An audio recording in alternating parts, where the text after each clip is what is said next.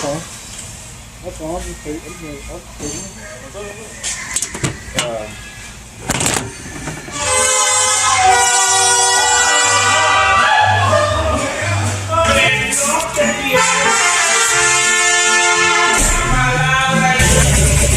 LS3 T56.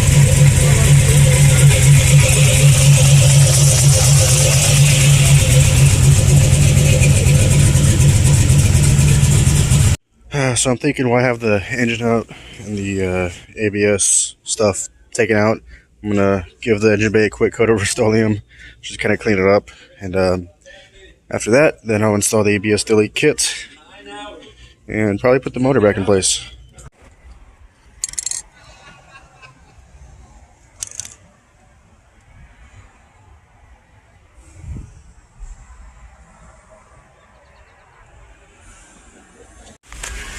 Okay, so a real quick rundown on how to install this Chase Bay's ABS delete kit, because there was no instruction in the box, even though it's $350. You would think there'd be instructions, but nope. So real quick, it's easy to install.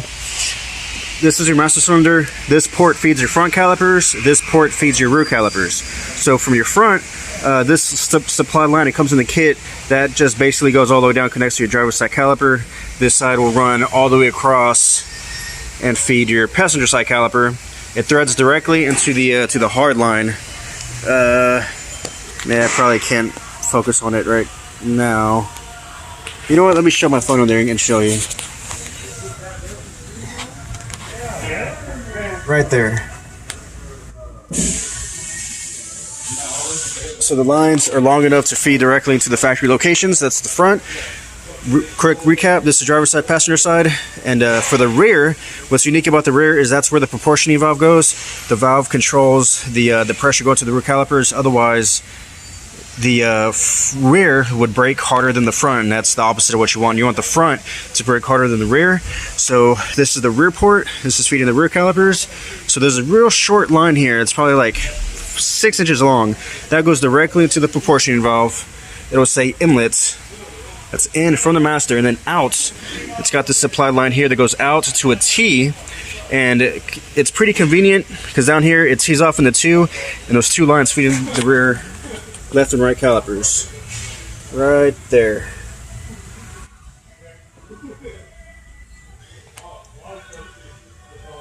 Right there. So, yeah, real easy to install, no instructions, but hopefully this video kind of helps you out. Gets rid of a lot of clutter. It helps if you're going like a big turbo or like NAT, if you're like a 2JZ GE that's, you know, putting a turbo setup. All this ABS module shit right here will be in the way, so this gets rid of everything right here on the inside of the rail. And the strut tower, the ABS module is normally like right here. It's huge and just super in the way, and it cleans it up a lot without having, I swear there was like 6 hard lines going along the far. You can see where they used to be, the outlines of them. So just a lot of stuff is out of the way. I can even get rid of this ABS module harness. A lot of this loom can go. So yeah, it cleans it up and makes a lot more room for mods and turbos or LS1s, whatever you're doing. So yeah.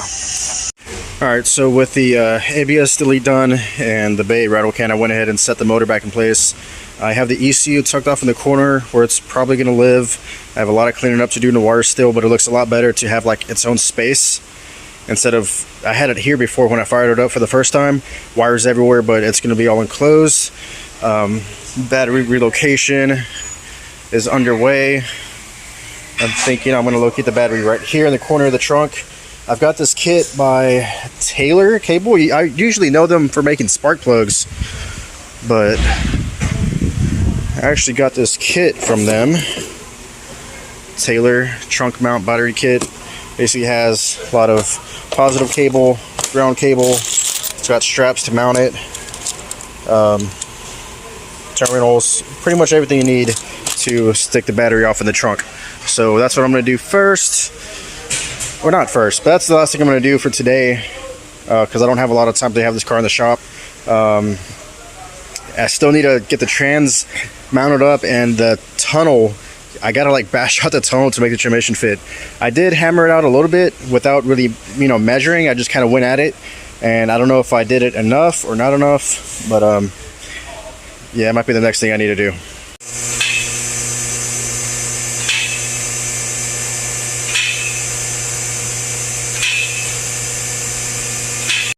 Alright, so here is my little bit of a ghetto trunk relocation cable routing. So I got it coming out of this grommet. Alright, at least it's got some rubber in there to stop it from rubbing on the where the spare tire goes, the spare tire well. Got it going up over the cross member. I was trying to avoid moving suspension parts. I was thinking for a second to run it down the tunnel, but I was like, man, I need to avoid the exhaust and the drive shaft. I thought about maybe running it on the rail, but that's a pinch point when you go to lift the car, especially right here. Shit, even where I have it now, it's pretty close. But this is what I ended up doing. So, well, let me back up here. I'm getting like cross-eyed. Out the bottom of the spare tire well, over the cross member, around the tank, through the straps. It goes like around the tank and then comes back out. And then I have it on the inside of this rail. And at least it's not the lowest point, like if I bottom out, because I'm really scared about shorting out a system like this. I don't know, I'm like paranoid about this shorting out. I just lighted the whole car on fire, basically. So I thought to at least not have it the lowest point, at least that this rail is lower than the cable. And I use like these factory studs to mount the straps. So it's just going along the inside of the rail. And it's gonna go up and into the corner. I'm gonna have a circuit breaker for damn sure, for safety. Like I said, I do not want to short this thing out and basically burn the car down, because if this shorts out with no circuit breaker or anything like that, from the battery to the fuse block under the hood, this will burn everything in its path. So especially if you run this in the interior of the car, it'll just light the carpet on fire, like no problem. So I figured it'd be safer to at least run it on the outside of the car, but avoid moving parts and the hot exhaust and, you know, all shit like that. So, yep. Alright, so here we have it.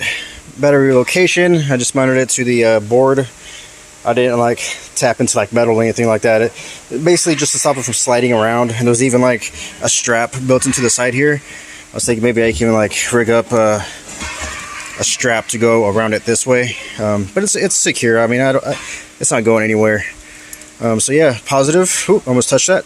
Ground. Here we go. That just, you can mount that literally anywhere on the body. The cable is only like a foot long. It's meant to just like tap into any solid part, any good ground. So yeah, like I was thinking for a second to like rip out all the carpet and stuff like that, but I like the factory look of just the board and the mat and the sides and everything. Like, I don't want to gut it out, not yet at least. So there's that.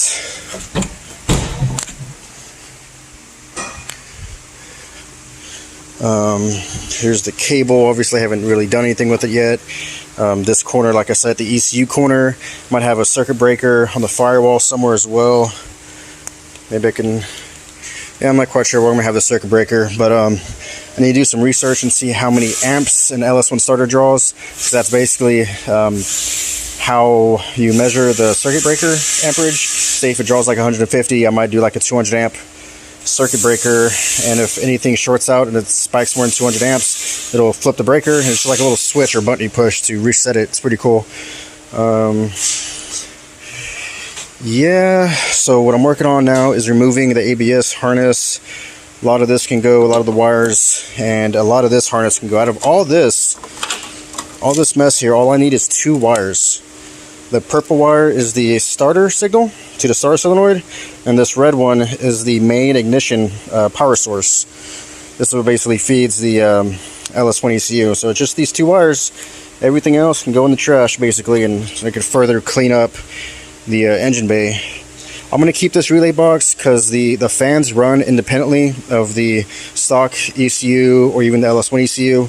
It's got its own fuses and relays and runs. The temperature switch radiator isn't in here, but there's actually a temperature switch in the fan, so it's like its own independent system. So I'm going to leave that intact because that's fine. There's no need to modify that.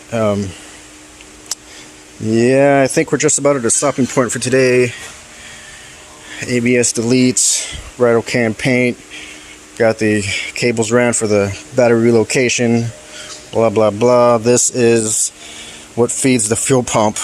I need to save these wires because I'm going to run a relay and power up the pump that way. Whenever I fired it up that one time, I basically just ran a wire from the fuel pump, jumped it straight to the battery when it was over there, and it was good enough to get it primed up and fired up for the first time.